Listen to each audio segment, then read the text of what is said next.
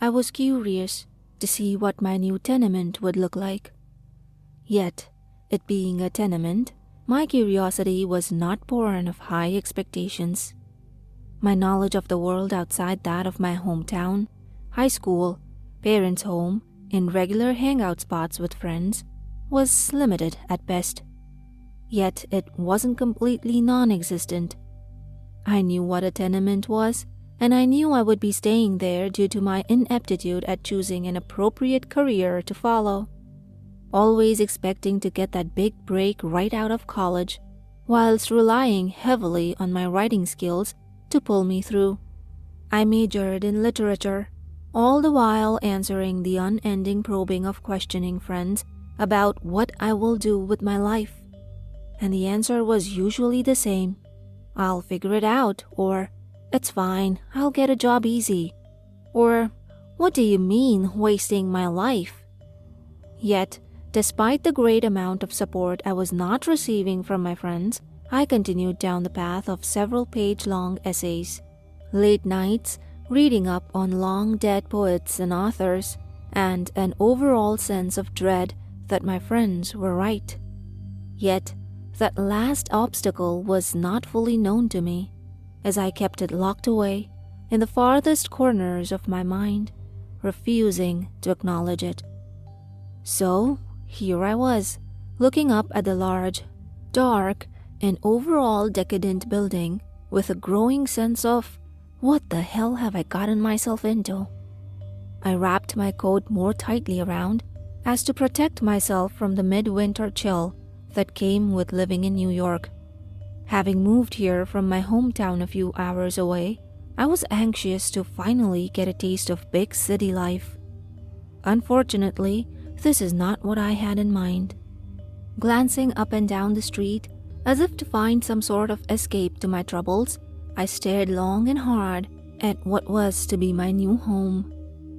It was an old building, that much was obvious, with a sort of dirty and grimy feel to the entire expanse of the building's face, almost as if touching it would leave you wondering what alien life form was clinging to your hand. Almost all the windows were boarded, which would have led most to believe it was abandoned. Yet, some were free of such barring, letting light spill out of the occupied rooms, revealing that this place was in fact inhabited. All of the windows, none excluded, had an even darker shade of either filth or scorch marks around the edges, leading one to wonder if said building had endured a fire many years before. I made a mental note to ask the landlady. All in all, it was an almost magnificent sight, in the sense of foreboding macabre that washes over all of us from time to time. And so, with one last sigh of defeat, I whisked up my bags and entered through the unlit entrance, letting the darkness envelope me fully. Once inside, I looked around grudgingly, trying to make out what dark shapes I saw in the grim hallway. And then, almost immediately, I decided I didn't want to know, as I passed by what I was sure was an unconscious homeless person. I had been informed my room was on the 4th floor, very far end of the hallway, and so, as I was instructed, I trudged up the seemingly ancient and untrustworthy stairs to what I affectionately referred to as my doom. Of course, this may have been heard incorrectly, as I was in fact heading to my room, but one can never tell in these cases. Once I had traversed the stairs, navigated the dimly lit hallway, and finally found my door, I was ready to turn and run out the front, back to the safety of my parents and friends. Yet, just as I began to seriously contemplate this, I was ambushed by a woman who seemed to be as ancient as the building I was standing in. "Why, hello, young man. You must be Jeremy, the one I spoke to on the phone. It's so nice to finally meet you." She greeted me in the most precious old woman voice I had ever heard. "Ah, yes. Hello, Miss Weeks. It's great to meet you too," I said with a little less sincerity than I had intended. Even though she was a harmless old woman, I was still unsure about her. She was odd, as if ever too happy. At least, that's what she sounded like on the phone, and just now, I mentally kicked myself for jumping to conclusions after having only conversed with her twice. "It's so great to finally get some people in here, apart from the usual tenants. We've had so little business the past few years, I'm not sure what's wrong." She frowned at me, as if expecting me to corroborate her statement. Yet, I was sure she at least had an inkling of what was wrong with her building. All I could do was smile and nod, hoping to get this awkward exchange of dialogue over as quickly as possible.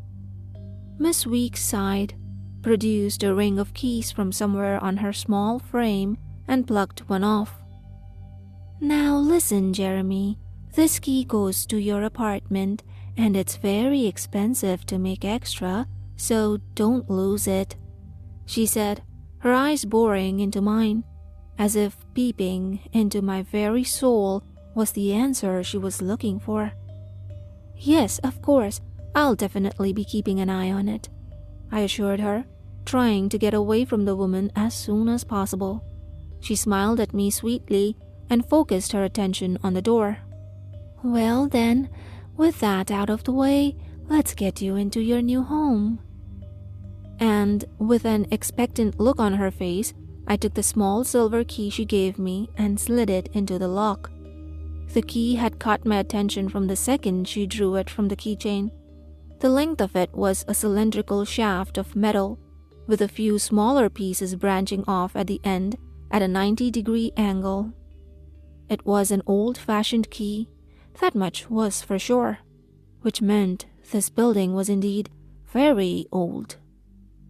After a few seconds of forcing the key in, it finally slid all the way in, and with a bit of force, I turned it in the lock. With an audible click, I grasped the rusty iron doorknob and turned it, letting the door open with a long, ominous creaking sound pervading the hallway. The room beyond was bathed in thick darkness, as if entering it would send me swirling into the unknown.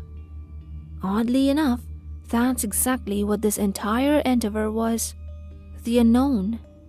I was a college kid, fresh out of school, barely past the age of 20, and not entirely sure I was ready to take on the world as my parents put it. But there I was, so I decided to try and make the best of it.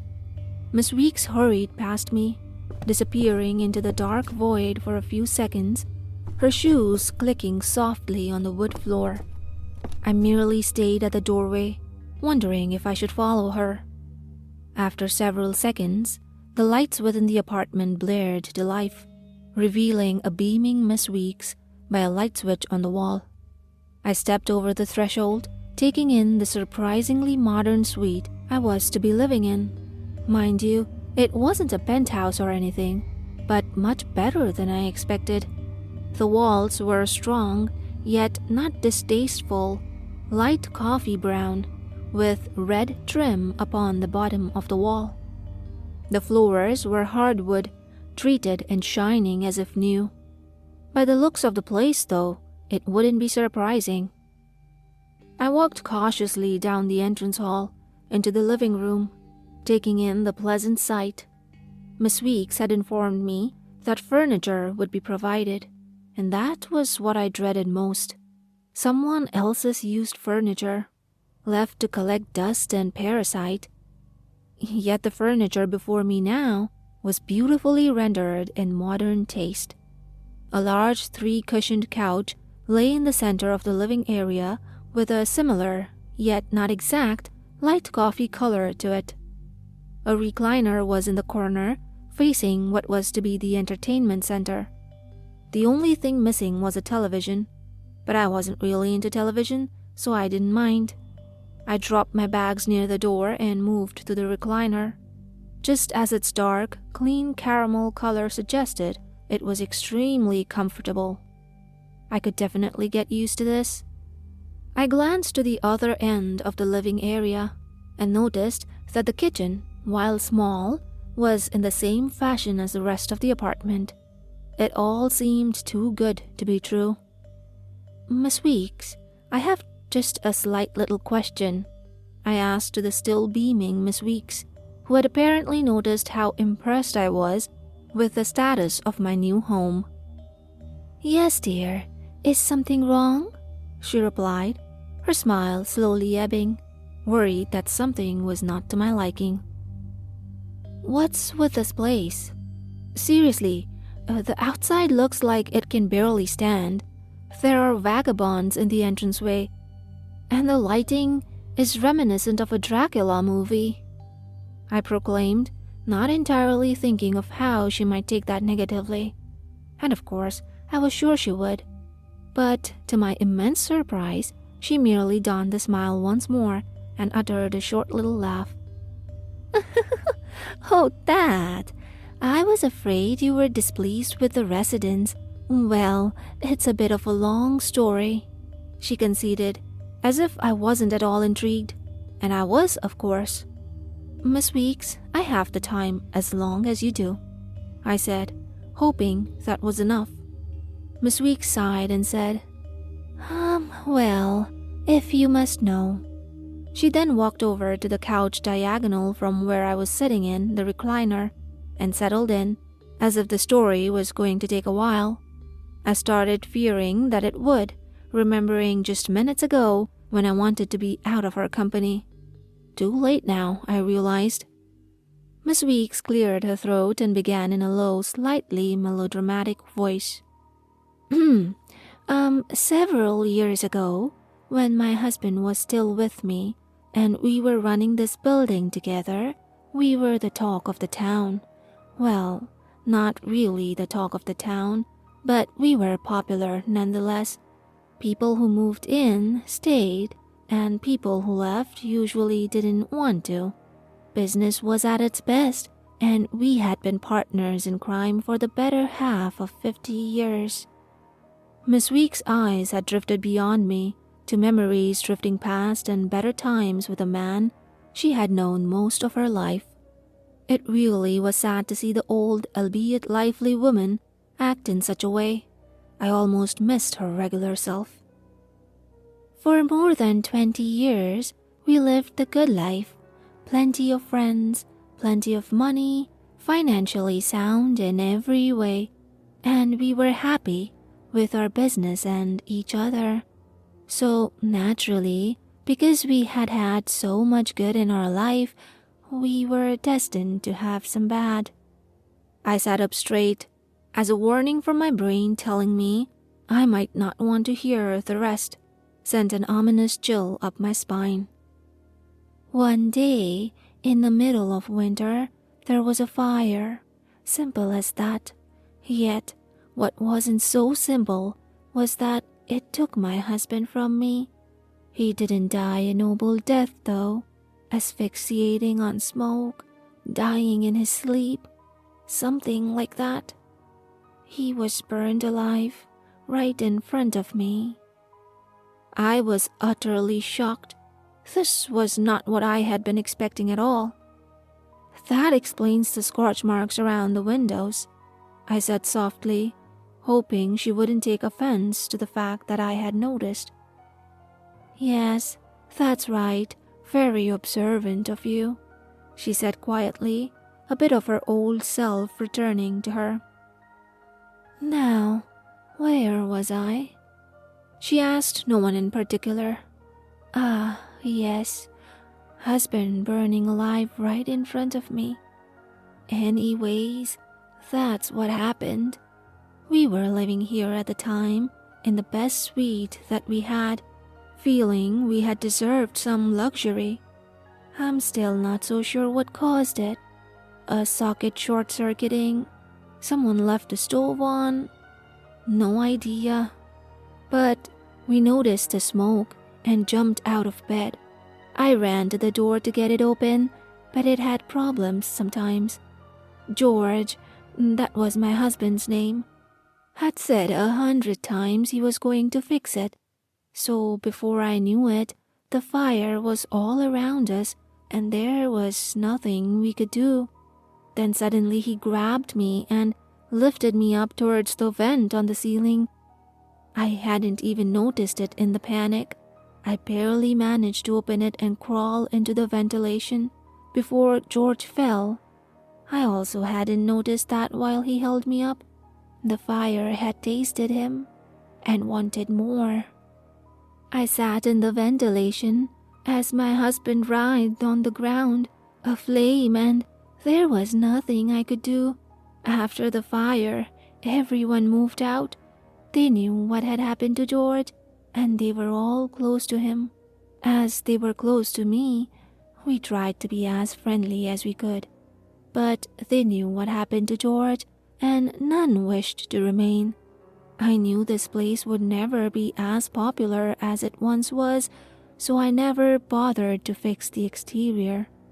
Yet, I fixed up some of the rooms inside in the event anyone would want to live here, so that they would at least have a nice place to stay. I sat in the chair in complete and utter horror. The fact that such a gruesome event had happened to this sweet, creepy old woman gave me cold chills. I had never talked with someone who had witnessed the death of their spouse. Sure, I knew people who lost a brother or dad, but that was usually due to car accidents or disease. This woman had witnessed her own husband's demise, and such a gritty death at that. After a few moments of silence, and of Miss Weeks staring forlornly down the hall that led to the rest of the suite, I finally broke the silence. "I'm so sorry, Miss Weeks. I had no idea. Really, it was foolish of me to bring up such a topic." Miss Weeks finally snapped herself out of her melancholy trance and looked at me as if nothing happened. "Oh, don't be silly. I'm just an old croon with no one to talk to. You'll forgive me if a few dusty memories came tumbling out from time to time." She flashed another trademark smile, showing off all her teeth, all gleaming white, despite her age. With that, she stood and stretched, starting off towards the rest of the suite. "Now, on with the tour," she proclaimed in an overly optimistic voice. I suspected there was more to the story, yet I didn't push it, not wanting to offend. I stood too, already missing the comfort of the recliner, and followed her back there. Once I reached the hallway, I stopped in my tracks. It was an ordinary hallway, as ordinary as they come, with a door leading to the left and a door leading to the right, presumably to a bedroom and bathroom, or perhaps a closet. Yet, at the very end was a door unlike any I had seen so far in the suite.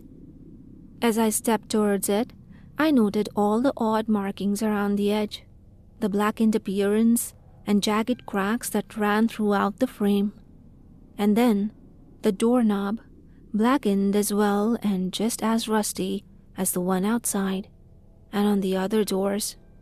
I assumed the blackened appearance was from the fire, yet I had no idea why, in such a pristine living space where everything was as modern as possible, this one door would resemble all the others. With Miss Weeks chattering in one of the bedrooms about the history of the neighborhood and all that, I extended my hand to the handle, feeling the suspense in the air. My heart was beating in my chest, for I knew something I most likely did not want to see was behind this door. I grasped the handle, which was oddly warm, and began to turn the knob. It was locked. I looked at it in confusion, rattling the doorknob in frustration, all that build-up and nothing to show for it. I sighed, hoping Miss Weeks would tell me, and as I turned to ask her, I found a very happy-looking Miss Weeks standing right behind me. I hadn't even noticed the chatter stop. "Is there something you're looking for, dear?" she said sweetly, yet at this point I was more than a little bit freaked out. Yes, actually, the key to this door, I said, trying to look as innocent as possible. She glanced past me at the door, shrugged and said, "Doesn't have a key." I stared at her for a few seconds, wondering if she was pulling my leg or not. "What?" I asked incredulously. "All doors have keys, or at least I would imagine they do if they're locked." "That one doesn't," she remarked, nodding to the door. I didn't know what to say, so I just stood there, letting the awkwardness seep into my very clothes, hoping she would just leave. "So then, what exactly happened to the door? I mean, look at it. It looks like it's been through a war, let alone a fire," I said, motioning to the jagged cracks that ran throughout the door. "I'm afraid the last tenant that was living here went a little stir-crazy. He ended up tearing the door down," she replied. "This was a very odd building indeed." "So what happened to him then?" I asked, eager to find out. Miss Weeks just smiled and simply said, "He was evicted." I looked at her for several moments, wondering what to make of her strange ways of describing past events. After several more awkward moments, she finally burst into a wide grin, unable to control her laughter. "Oh my, you must lighten up, Jeremy. Really, kids these days, no sense of humor. The door has a key. I just don't know where it is, I'm afraid." I breathed a sigh of relief. For a moment, I was worried that I'd be living in an apartment building with a surprisingly threatening old woman. "So what's through the door then?" I asked, anxious to hear. She glanced at it once more, taking in the question before finally answering. "Memories, I suppose." I stood there, taking in her oddly philosophical answer and wondering exactly what it meant. She smiled again as I thought and patted me on the cheek, as all old people do. "Well, that's the tour. Don't fret about this door. It's nothing. Like I said, only memories in there. It belonged to a couple before the fire," she said to me, turning to walk back to the living area. I followed her, strangely comforted by those words. "So, where do you live now? Still staying in one of the suites?" I asked. "Oh no, I've long since moved out. Couldn't face this place every morning. But that was close to 10 years ago. I don't know why I don't move back in. Could do me some good facing my past." I smiled, secretly hoping she would. She was indeed a very sweet old lady, even if our first encounter proved to be somewhat odd or creepy, either one. "One more thing, Miss Weeks, before you go," I said, just as she was about to get up and leave, off to do whatever she needed to be doing. She looked at me expectantly, making it clear I could go on. "Why, though, keep the place so modern, so nice-looking?" I said, expecting an answer as odd as she was. What I got surprised me a bit. She smiled as she stood and began walking to the door, stopping just in the hallway, turning to face me. "Because, dear, I miss having this place so full of people. If someone moves in, I want to make sure they'll never leave." She flashed another brief smile, gave me a small wave, and continued down the hall, the door sliding shut behind her. I had to think about her last comment for a few moments, for it was so odd, so out of place. But I pushed the thought aside, writing it off as something odd old people say. With her arrival and departure being the height of my day, I settled into a general laziness that enveloped my life over the next week. I managed to get a job at a small-time newspaper, writing an article here and there. Nothing too big. The money was okay too. It paid the bills and even left me with enough to get the occasional book I had been yearning for. Overall, my life was finally starting out. People at the newspaper were starting to notice my above-average writing skill. I was being offered more and more chances to write articles, and the money was increasingly better. Yet, as all this was going on, something was still off with my new suite. And when I say something, I mean the door. Every day I would approach it and inspect the intricate carvings along the edge. I'm not even sure how to classify them besides odd. I would try the handle every day, to no avail. Then I would turn away, defeated. Yet, every time I did, just as I was to the living room, I swore I could hear something. Nothing specific, just something. A change in atmosphere, a click or tap, maybe quiet scratching, but just barely enough to penetrate my ears with a strange sound. And it was growing to worry me. I kept my eye out for Miss Weeks, yet she seldom appeared at the building. She obviously didn't need to be here often, as there were few tenants to look after. But even that worried me, for I never saw them either. Sure, I heard them, or rather the sound of them living. A television as I walked past their doors, footsteps, a muffled voice. Yet, that was it. I wasn't too eager to try and meet them either. I just filed all this off as nerves though, for pressure at work to complete increasingly more difficult work was mounting. I slept badly at night, with nightmares of people in the walls, and those weren't even the bad ones. The worst involved the door. I would approach it in the complete darkness of the hall, and the thing I dreaded most was opening the door, because it opened in my dreams. Suffice it to say, I did not enjoy what was beyond. The door would creak open, penetrating the silence of night. I would step through the pitch-black room. Once my eyes adjusted, all I could see would be a single figure, crouched on the floor. He would look up at me with glassy eyes and outstretch his burned and blackened arm. He could not stand, for his legs were fused with the wood, and his face was a twisted contortion of pain and delirium. I would scream and back away. Yet, as I did, I'd bump into a solid figure.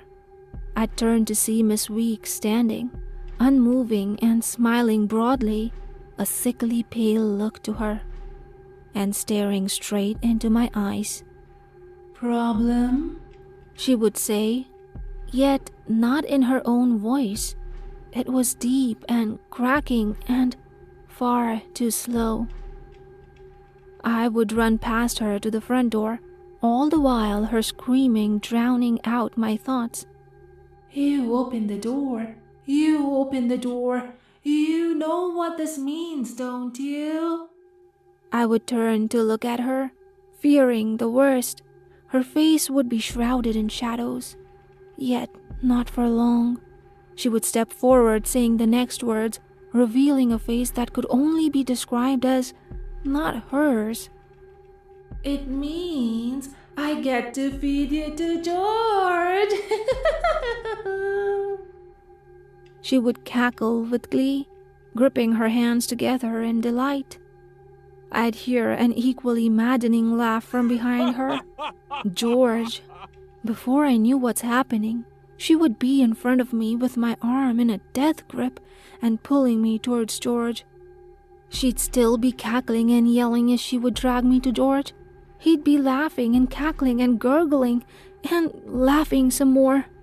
My vision would blur as Miss Weeks would force me to my knees in front of George. The last thing I'd see before waking is the mangled face of George, as he opened his mouth wide, revealing blackened teeth filed to points. And that's all I'd remember. Yet, I didn't have to stream every night. Like I said, sometimes it was of the people in the walls, whispering to me as I tried to sleep, peering out at me from peepholes. Sometimes I'd find Miss Weeks standing over me, staring at me. Then I'd jolt out of bed, realizing that I was just dreaming. Yet, I'd always remember her face, just as it was in the dream. Her face would be different, a very sick, clammy look, with her veins showing through, her lips never completely closed, as if she'd been whispering. Behind her lips, her teeth were yellow, and like George's, filed to points. But it's the eyes that always got me. Wide and angry, almost furious. The pupils resembled that of a dog's, enlarged so there would be very little white to show. Yet, they weren't black like a dog's, they'd be yellow and full of madness. I was hoping that these nightmares would end after the first month or so, but to no avail. They kept haunting me at night and in the waking light of day. Work was the only place where I found solace. I couldn't stay in the apartment for too long. Sure, I would see Miss Weeks occasionally, but only ever long enough to say hello. She always had to be somewhere. So one can imagine I was having misgivings about living here.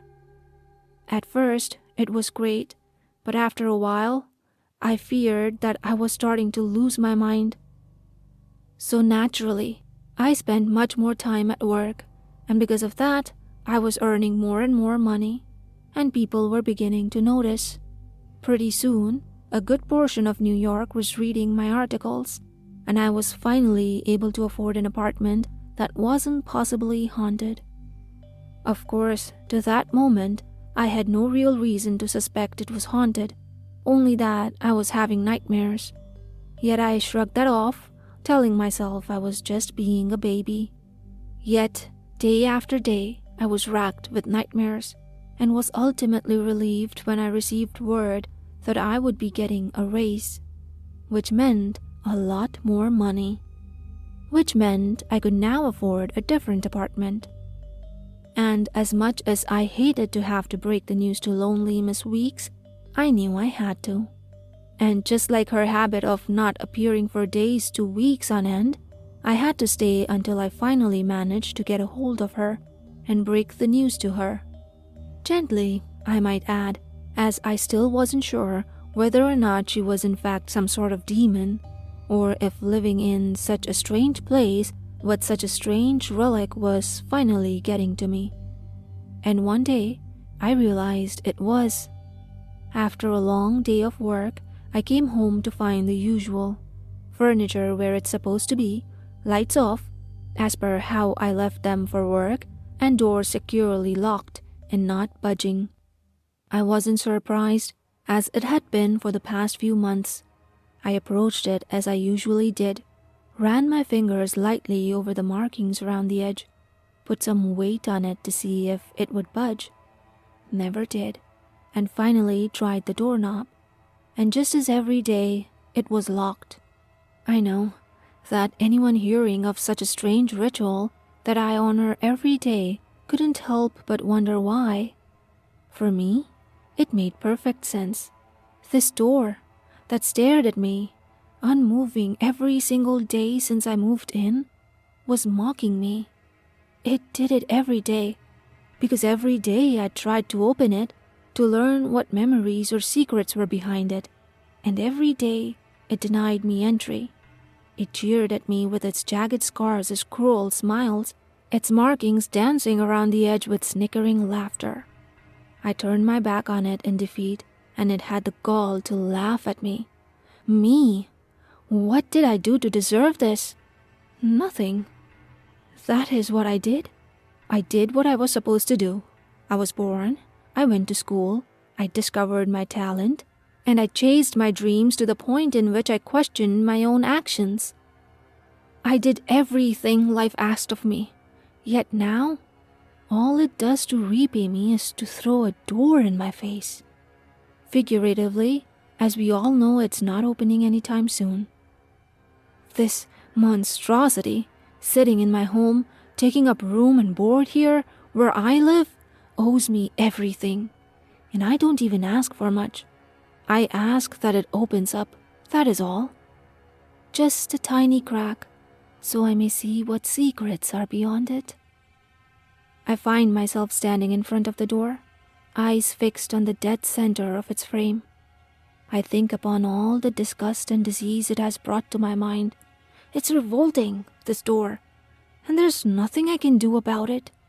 I want to tear it off its hinges, yet I can't. All I can do is think about the door and how much I hate it with every fiber of my being. I think back to the long hours I've spent sitting in front of the door, staring. How many times I've yelled myself hoarse trying to coerce it to appease me. And then a thought altogether new to me hits. The other tenants. All they have done is sit in their apartments and listen to my shouting and crying and begging and pleading. And all the bastards did was sit in their rooms and laugh. Laugh at young Jeremy, the kid who just wanted a quiet life to settle down and write, but not anymore. Since this thing has entered my life, all I can do is think about how powerless I am to do anything about it. And while all the others laughed, I spiraled into blackened hatred for something so simple. A door. I spin on my heels towards the door, feeling the need to finally have a word with the neighbors. I step into the grim hallway, walking towards the room just to my left, towards the stairs. I grab a fire axe off the wall as I pass, for I was certain some negotiation was in order. What would I negotiate?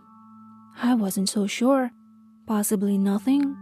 Possibly just some friendly chit-chat about sports or the weather. The first door breaks before me with the utmost ease. The axe slices through it as if hungered to taste the pine for too long. "Don't worry, my friend," I whisper in its ear to comfort it. "You will have the most gracious meal before you yet." I knew that there were people in here, for I always saw lights on and muffled talking. I kick through the splintered door and step into the suite. It was the same design, yet not nearly as modern. It looked exactly as a tenement suite should, like a complete whole. Yet none of that mattered. I had to cleanse this place. It had to be done. "Hello? Anybody home?" "Neighbor," I called out. No answer, yet the muffled talking was clear now. "Just thought I'd bring over a little present. Tuna fish casserole. I made it myself." With that, I drove the axe deep in the wall, giving my friend a quick meal before the real work begins. I just know you'll love it. I passed through the living room, spotting several signs of someone living there. Pizza on the coffee table, a television, drinks. Yet something wasn't right. At all. The pizza had deteriorated to a black sludge, as if no one had been around in years. The television had long since burned out, and a scorch mark along the wall behind it. Yet, due to the fire previously, there was little damage it could do. The kitchen was also a very curious sight. The refrigerator had long since stopped working, and all the food inside resembled the pizza. And the sink only spat out brown liquid in spurts. Yet, most curious of all, was on the table, a tape recorder. And it was playing on a loop, with nothing but muffled voices blaring through. It was surprisingly new, as if it had only been here a short while, barely more than a few months. And it hit me like a ton of bricks. Frantically, I searched the entire place for life, yet it was deserted. The first place I went was the door at the end of the hallway, as it was identical to my suite. As much as I wanted to tear the door to pieces, I simply opened it, relishing the feeling of having control over something again. My eyes swept over the room, analyzing all I could, and realizing that this is what the room looks like. Tears welled up in my eyes at the intimacy of the moment. Yet it was short-lived, for this was not the room, merely a copy. Now, only tears of rage greeted my eyes. I left the room, and this time, my axe tasted the building's flesh. The door lay in heaps of splintered wood and the last of my innocence. I destroyed the other 2 doors, giving my friend a feast it would not soon forget. Then I moved on to the next suite. I was not surprised to find it empty as well. And the next one, and the next one. A few had tape recorders playing the same recording, yet at different speeds and tones. After I was done with all the suites I believed were inhabited, all that was left was my own. I walked slowly through the doorway, and from the entrance, I glared at the door at the end of the hallway. As it was clearly visible from where I was standing, I let the door see me and realized what I was about to do. And then I started forward, slowly at first, simply walking towards it as I called out, "Don't try to apologize. It's useless at this point, although it would be a nice gesture." My voice was rising to a yell as I went from a walk to a jog to a sprint at the door. The last word emphasized as my axe bit into it with all the ferocity I could muster. Months of ineptitude leading up to this, my anger and hatred and fear and happiness, all flowing from me, through my arm, into the axe, and finally through the door. It was difficult at first, for the door had been reinforced with a sheet of metal, so no one would get any ideas like the one I had now. Yet it didn't matter. I was almost free, and such a feeling I had never experienced before. Tears of joy flowed freely as I felt the axe begin to bite through the metal.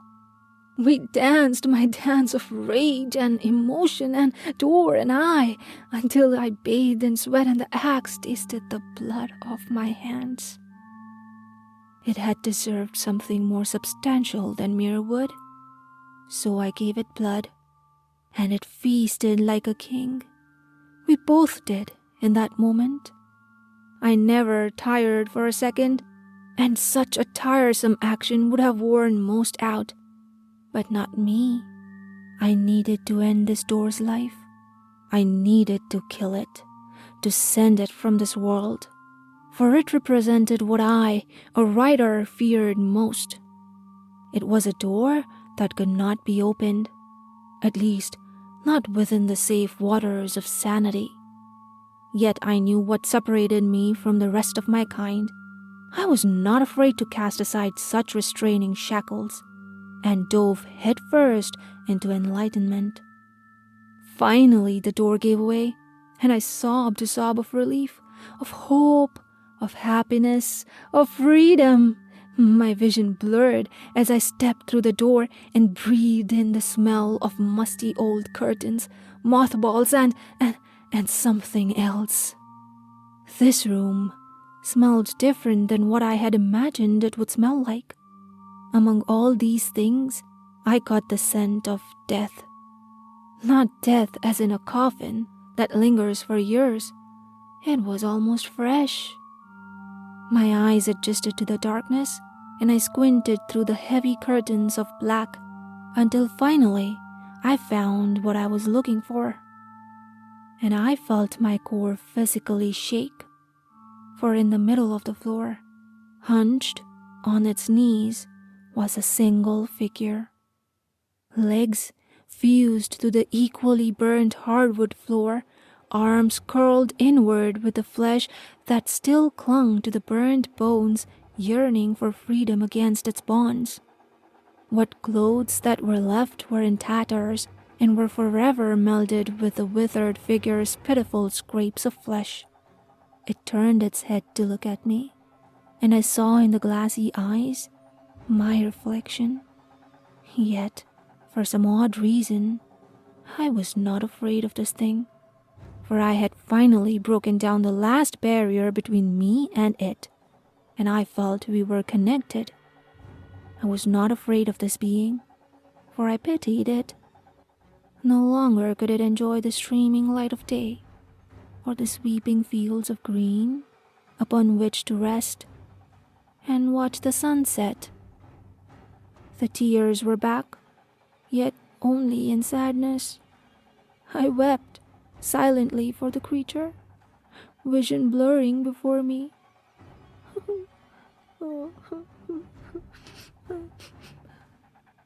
I watched as my tears fell upon the floor, glistening for a moment before fading away. It was then I noticed the peculiar shape in chalk upon the floor about the creature. As I stepped back, I noticed the creature was directly in the center, with a crisscrossing pattern throughout. It took me a moment before I realized what it was. A pentagram. I looked around the room, noticing for the first time the blackened shapes that used to be furniture, sporting a large amount of candles, all having been used before. It was then that I realized what, or rather, who this creature was and what I was looking at. And then the rest dawned on me. All I could think about was what Miss Weeks had said the day I moved in. We were living here at the time, and the best suite that we had, feeling we had deserved some luxury. I realize now that she meant my suite. I thought back to the nightmares of people in the walls. There weren't any people watching me, just one person, Miss Weeks. I then noticed what else was horribly wrong with what I was looking at. All around the room were figures, each more or less along the line of decomposition. All were hung on the wall by hooks. That was the scent I had first noticed. And suddenly, a light fell on both me and George. "Problem, dearie," said the sweet voice of Miss Weeks.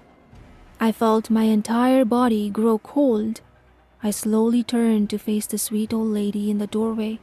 She was not like in my dreams, evil and demonic looking. She was the same old Miss Weeks that I had grown to know. Yet her eyes were definitely different, not yellow or dilated, just cold and angry, and more than slightly amused. Yet again, I realized I was not afraid. I was angry. "What have you done to him?" I asked, the blood pounding in my ears. "Whatever do you mean, dear?" she said, toying with me. "You know damn well what I mean. What did you do to George?" I said, motioning to the figure on the floor. Yet now, I noticed he wasn't like in my dream. He wasn't the large, monstrous, cackling figure as I imagined. He wasn't even trying to get to me or harm me. He just sat there, forlorn at his predicament. He was barely capable of moving.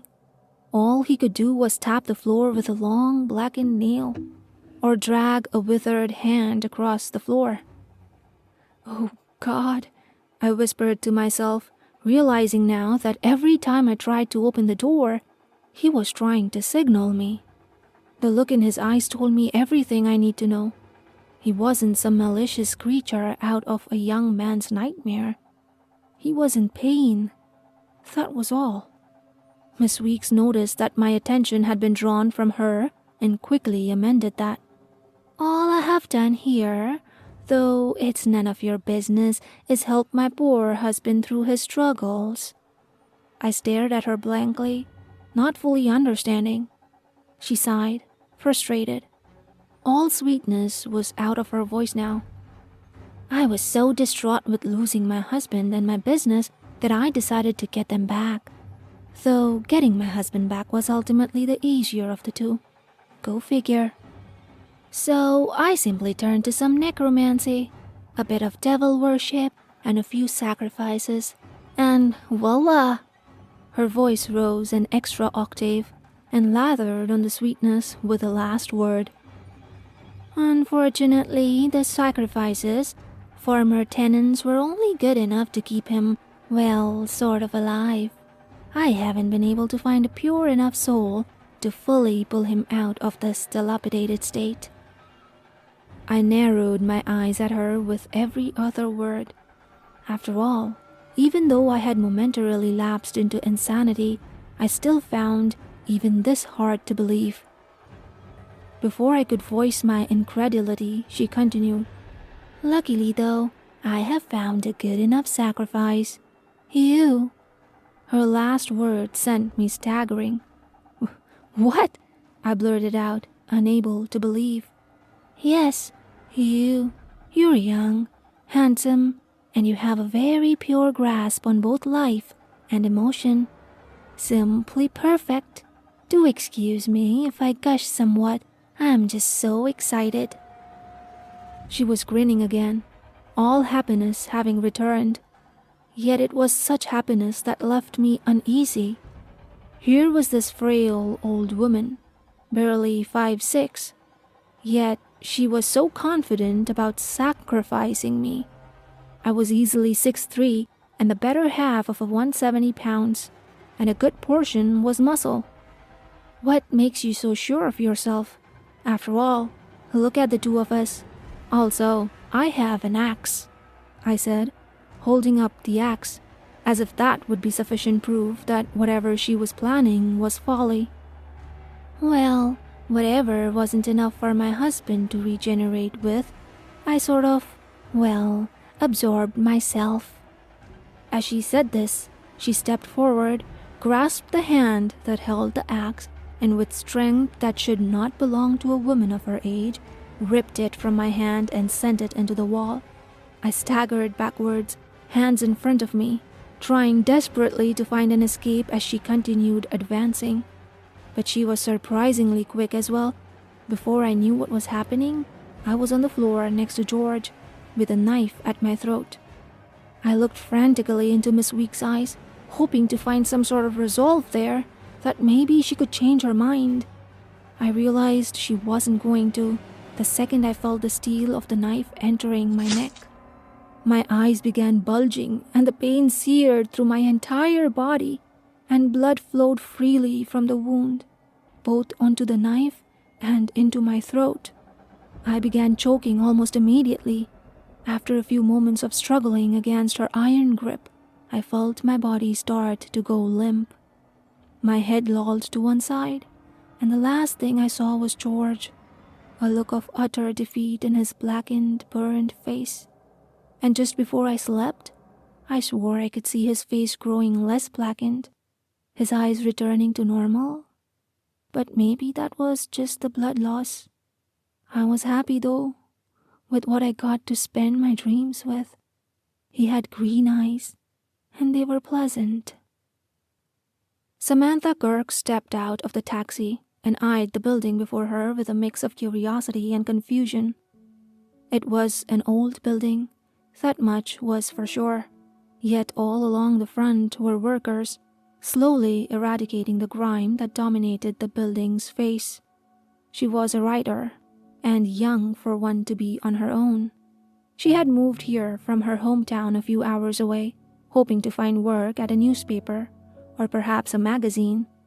And just as she had arrived in town, she was delighted to find an opening at a local newspaper. Apparently, one of the younger writers had never returned for work, so the job went to her. Most believed it was the stress that had gotten to him from so much work. After all, work as much as someone like him did, you're either running from something or crazy. Or both. Samantha stepped towards the entrance, bags in hand, and was ambushed by a very sweet, elderly-looking couple. "Why, hello, dear. You must be Samantha," said the old woman sweetly, a broad smile on her face. Samantha studied her for a moment and decided that she liked this woman. "Yes, I am. Very pleased to meet you," replied the young woman, holding out her hand. The landlady, whose name she revealed to be Miss Weeks, had a surprisingly firm grip for one so old. Her husband George, however, seemed as if a gust of wind would blow him away. "Oh, I am so worried for my dear George. He's just gotten over being ill for some time. I'm so glad he's gotten better," proclaimed Miss Weeks, motioning to her husband, who was startlingly pale.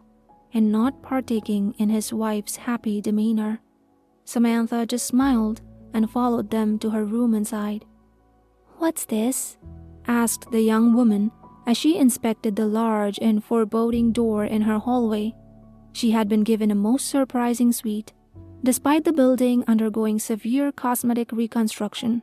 It was very modern, the walls a strong yet light coffee brown color, with red trim along the bottom, along with a furniture set resembling the wallpaper. Miss Weeks approached her, studying the door herself.